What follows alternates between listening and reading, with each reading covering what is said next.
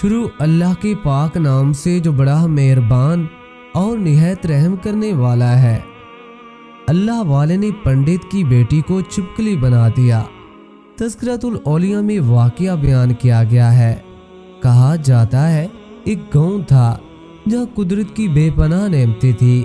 اللہ عز و جل نے وہاں کے لوگوں کو مالا مال کیا ہوا تھا، ہر کے ایسی نعمتیں جن کو دیکھ کر انسان اکثر مغرور ہو جایا کرتا ہے۔ اور سب سے بڑی اور بری بات یہ تھی کہ وہ سب کافر تھے، اپنی شان و شوکت اور دولت پر فخر کرتے تھے، جو کہ ہر ایک دولت مند تھا اور کسی کے پاس روپے پیسے کی کمی نہیں تھی۔ سب باغات والے تھے، نہریں تھیں، وہاں پر دریا تھے، اور جب اتنا کچھ کسی انسان کے پاس ہو وہ تو مغرور ہو جایا کرتا ہے، لیکن کسی ایک انسان کے پاس نہیں بلکہ پوری بستی بے تحاشا دولت مند تھی، سوائے چند مسلمان گھروں کے، اور جس کے پاس اتنا زیادہ ہو وہ تو مغرور ہو جایا کرتا ہے۔ وہاں پر کافر زیادہ تھے اور مسلمانوں کے گھر اکا دکا تھے۔ ان کا ایک سردار پنڈت تھا جس کی ایک اکلوتی بیٹی تھی اور جسے وہ بے تحاشا چاہتا تھا۔ وہ بیٹی بہت ہی زیادہ انا پرست اور اپنے آپ کو بہت اونچا سمجھنے والی تھی۔ وہاں پر جو غریب تھے وہ صرف مسلمان تھے، تمام کافر ایک دوسرے کی مدد کرتے، لیکن مسلمانوں کو دیکھنے والا وہاں پر کوئی بھی نہیں تھا۔ وہ بیٹی عمل کر کے یعنی کالا جادو کر کے غریبوں کو جانور بنا دیا کرتی تھی۔ تمام مسلمان اس سے بہت تنگ تھے۔ وہ ان لوگوں کو غلام بناتی، مزدور بناتی، اگر ان میں سے کوئی اس کی بات نہیں مانتا تو وہ ان سب کو جانور بنا کر اپنے اشاروں پہ نچاتی تھی۔ اس بستی میں اکا دکا مسلمان تھے جن کا کوئی بھی پرسان حال، کوئی ان کو بچانے والا نہیں تھا۔ جب پنڈت کی بیٹی کا ظلم حد سے زیادہ بڑھ گیا تو ان مسلمانوں میں ایک بوڑھے شخص نے اللہ رب کریم کے حضور یہ دعا گڑ گڑا کر کی، یا رب کریم، ہماری نسلیں جو چاند ایک یہاں پر بچی ہیں ان نسلوں کو تو بچا لے۔ اس پنڈت کی بیٹی نے ہمارا جینا دو بار کر دیا ہے، کوئی بھی ہمارا مسیحا یہاں نہیں ہے، نہ دولت ہے نہ جسمانی طاقت ہے، یا اللہ ہمارے لیے کوئی ایسا مسیحا بھیج جو نہ صرف طاقتور ہو بلکہ وہ اس جادوگرنی کو پنڈت کی بیٹی کو ہرا بھی دے۔ اللہ تعالیٰ نے اس بوڑھے کی دعا سن لی اور یوں اس جگہ ایک اللہ والے کو بھیج دیا، اور وہ اللہ والے یوں ہی اس بستی میں داخل نہ ہوئے بلکہ ایک دن کچھ عجیب واقعہ ہوا۔ وہ سردار پنڈت جنگل میں سیر کرنے کے لیے نکلا، بڑی شان سے چلتا ہوا وہ سفر کر رہا تھا۔ اچانک ایک زہریلا سانپ اس کے سامنے آیا، چاہتا تو اس سانپ کو اپنے عمل سے وہ ختم کر سکتا تھا، لیکن وہ سانپ اللہ تعالیٰ کی جانب سے بھیجا گیا تھا خصوصی ہدایت دے کر، اور اس پنڈت کے آگے وہ بہت ہی زیادہ طاقتور تھا۔ اس زہریلے سانپ نے قریب آ کر اس کو ڈس لیا اور وہ بے ہوش ہو کر وہیں گر پڑا۔ اس کے جو غلام تھے اس کے ساتھ ہی تھے، انہوں نے جب اپنے سردار کی حالت دیکھی کہ ایک زہریلا سانپ کاٹ کر چلا گیا ہے تو فوری طور پر اسے گھر پہنچایا گیا۔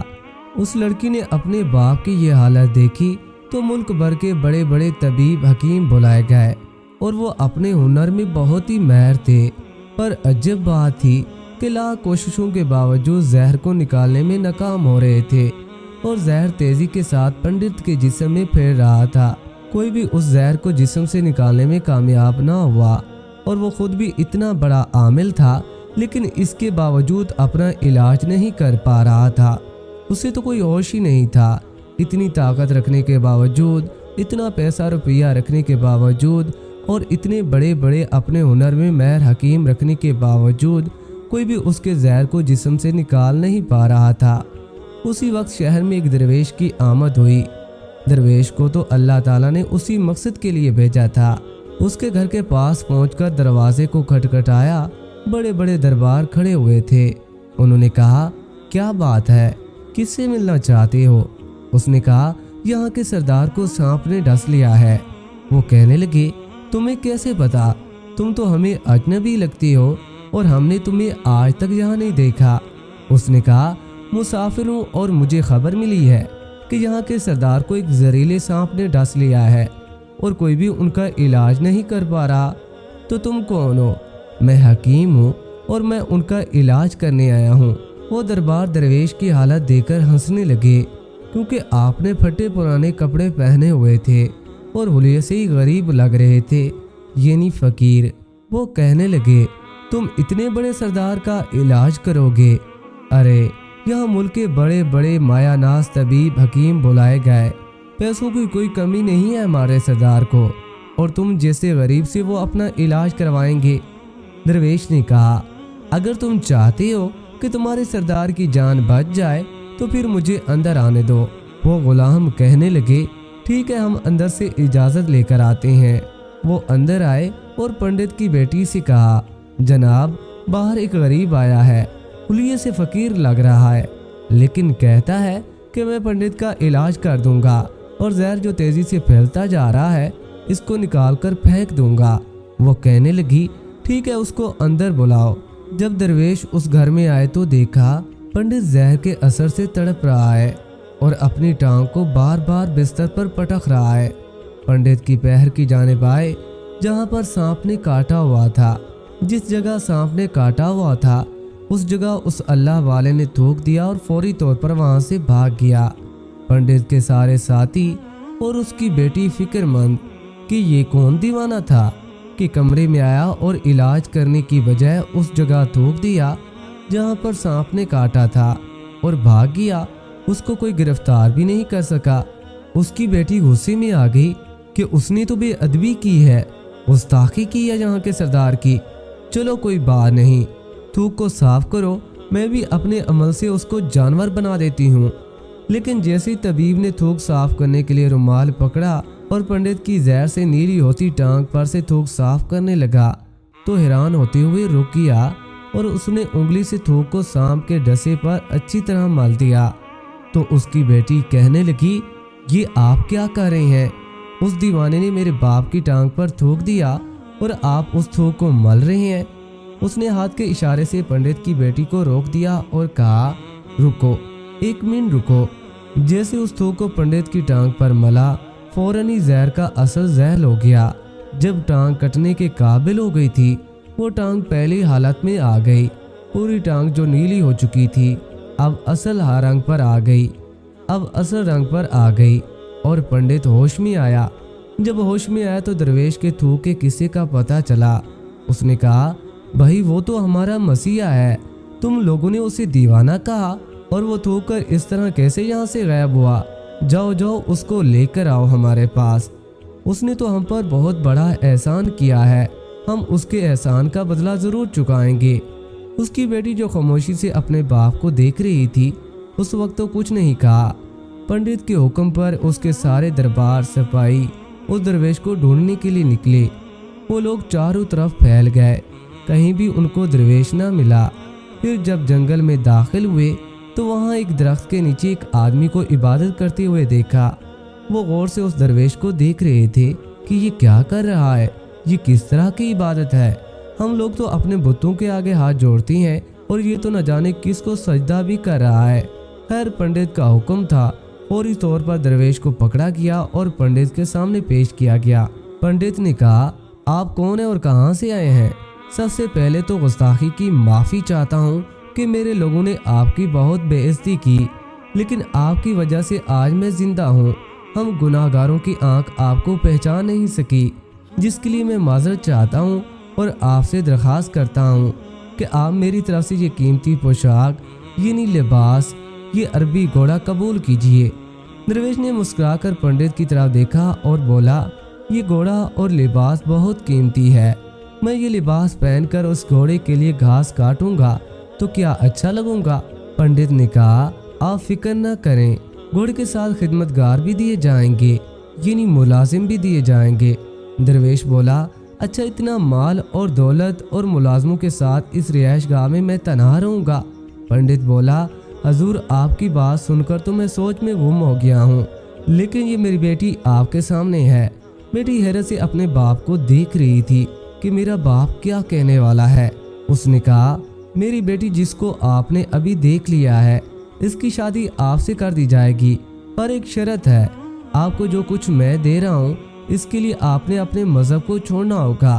میرے خاص ملازموں نے آپ کو عبادت کرتے ہوئے دیکھا، اور جہاں تک ہماری معلومات ہے ہم بتوں کے آگے سجدہ کرتے ہیں اور ان کی عبادت کرتے ہیں، اور آپ جس کے آگے سجدہ کر رہے تھے وہ آپ کا خدا ہے نا، آپ مسلمان ہیں، اور آپ نے آج جو ثبوت دیا، اس لیے میں آپ سے گزارش کرنا چاہتا ہوں کہ یہ سب کچھ لے لیں اور اپنے مذہب کو چھوڑ دیں۔ کیا آپ ایسا کر سکتے ہیں؟ درویش نے کہا، مجھے ایک بات بتائیے، آپ مجھے سب کچھ دے رہے ہیں، آپ نے مجھے یہ دعا بھی دی کہ میری بہت سی اولادیں ہوں، آپ کی نسل آپ کی بیٹی سے چلے، تو مجھے بتائیے اگر ان بچوں میں سے کسی بچے کو خدا نہ خواستہ کچھ ہو گیا تو پھر رونا کس کو پڑے گا؟ پنڈت نے جواب دیا، حضور اگر خدا نہ خواستہ ایسا ہوا تو رونا تو پھر آپ کو ہی پڑے گا۔ درویش مسکرا کر بولے، اگر یہ سارا مال لے کر مجھے رونا ہی پڑے گا تو پنڈت جی آپ اپنا گھوڑا اور قیمتی لباس، اپنی بیٹی، عالیشان گھر، ہر چیز اپنے پاس رکھیں، میں خوش ہوں کہ میں ایک مسلمان ہوں۔ اگر یہ تمام نعمتیں لے کر مجھے اپنا مذہب چھوڑنا پڑے تو میں اپنی جان دے کر بھی اپنے مذہب کو نہیں چھوڑوں گا۔ جس رب نے مجھے پیدا کیا ہے، کیا اس رب کے دین کو چھوڑ کر میں آپ کے پاس چلا ہوں صرف ان چند پیسوں کے لیے، دنیاوی چیزوں کے لیے؟ مجھے تو آخرت کی زندگی چاہیے، اور یہ سب نعمتیں تو مجھے وہاں مل ہی جائیں گی، اس لیے میں اپنی درویشی میں بہت خوش ہوں۔ اللہ تعالیٰ نے مجھے جس مقصد کے لیے یہاں بھیجا ہے بس وہ مقصد پورا ہو جائے۔ کیا مقصد ہے آپ کا؟ کچھ نہیں، یہاں کے مسلمانوں پر بہت ہی زیادہ ظلم ہو رہا ہے، بس انہی کے لیے مسیحا بن کر آیا ہوں۔ اللہ تعالیٰ کی مدد سے یہ کہہ کر وہ جانے لگا تو پنڈے نے درویش کو رک جانے کو کہا اور کہنے لگا، میں نے مال دے کر آزمایا تم کو، ہر طرح سے جانچ لیا، پر تم اپنے مذہب کو چھوڑنے پر راضی نہ ہوئے۔ اگر تم یہی سب کرنے آئے تھے پھر تمہیں کسی بات کا ڈر نہیں کہ تم جانتے نہیں ہو ہم کتنے طاقتور ہیں، اور ہماری بیٹی اپنے عمل میں اتنی ماہر ہے کہ تمہیں یہاں پر کھڑے کھڑے جنگلی جانور بنا سکتی ہے۔ درویش نے کہا، اس نے تو جانور بہت سے کمزور لوگوں کو بنایا ہے، یہ مجھے بنا کر دکھائے تو بات ہے۔ اس سے پہلے کہ پنڈت اپنی بیٹی کو یہ مشورہ دیتا کہ جاؤ بیٹی اس پر وار کرو، اللہ والے نے جادوگرنی پر ایک پھونک مار دی اور وہ اسی وقت ایک بڑی سی چھپکلی بن گئی۔ وہ کچھ نہیں کر پا رہی تھی، وہ چھپکلی اتنی بڑی تھی کہ وہاں پر جتنے انسان کھڑے تھے ان سب سے اونچا قد اسی کا تھا۔ اللہ والے کے پاس وہ آنے لگی، ایسا ایسا قریب آنے لگی اور اپنا زہر ان پر اگلنا چاہتی تھی۔ وہ جانتے تھے کہ وہ کیا کرنے والی ہے۔ اسی وقت انہوں نے اس کے منہ پر تھوک دیا۔ تھوک کی دیر تھی کہ وہ جلنے لگی۔ وہ تھوک کیا تھا تیزاب تھا جس سے اس کا آدھا چہرہ پگھل رہا تھا، اس کا چہرہ جل کر سیاہ ہو رہا تھا، اور قریب تھا کہ پورا جسم اس کا جل جاتا اور وہ وہیں پر ختم ہو جاتی۔ پنڈت دوڑتا ہوا آیا اور ان کے قدموں میں گر گیا اور معافی مانگنے لگا، حضرت اس گستاخی کے لیے آپ مجھے معاف کر دیں، میں نے سچ میں آپ کو بہت ہی کمزور سمجھا اور آپ کے مذہب سے آپ کو ہٹانا چاہا۔ اگر میری بیٹی ٹھیک ہو جائے گی تو میں سچ کہتا ہوں کہ ہم جتنے لوگ یہاں پر موجود ہیں یہ پوری بستی مسلمان ہو جائے گی۔ نہیں، ہم تم سب کو اپنے دین میں شامل کرنے کے لیے نہیں کر رہے، بلکہ تم لوگ ہمارے مسلمان بھائیوں پر جو ظلم کرتے ہو اس ظلم کو ختم کرنے آئے ہیں۔ ہمارے دین میں جبر نہیں، اگر تمہاری بیٹی انسان بن کر سدھر جاتی ہے تو اس کو اس کی اصل حالت میں لانے کے لیے میں خود اللہ تعالیٰ سے دعا کروں گا۔ پنڈت کہنے لگے، ہاں میری بیٹی اپنی اصل حالت میں آئے گی تو وہ کسی پر کوئی ظلم نہیں کرے گی، بلکہ میں دل سے معافی چاہتا ہوں کہ میری بیٹی نے جو کچھ کیا ہے اب آئندہ جو کوئی بھی کالا جادو، کوئی بھی عمل نہیں کرے گی اور کسی مسلمان پر کوئی بھی سختی نہیں کرے گی، بس آپ اس کو دوبارہ سے انسان بنا دیں۔